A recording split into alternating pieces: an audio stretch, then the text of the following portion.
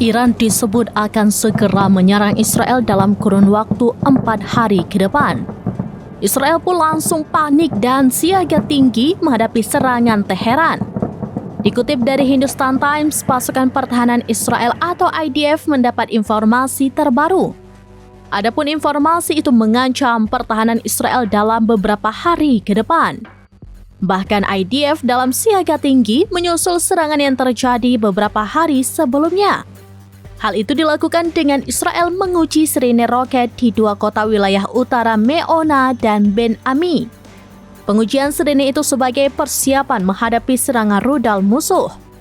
Diketahui sebelumnya, serangan Iran diperkirakan terjadi sebelum pemilihan Presiden Amerika Serikat pada 5 November 2024. Menurut sumber, Iran akan melancarkan serangan balasan terhadap Israel menggunakan drone dan rudal balistik.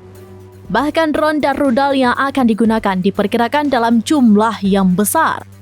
Setelah adanya laporan tersebut, 3 sumber Iran mengatakan bahwa pemimpin tertinggi Iran, Ayatollah Ali Khamenei, telah memerintahkan Dewan Keamanan Nasional tertinggi Iran. Mereka diminta untuk bersiap menyerang Israel.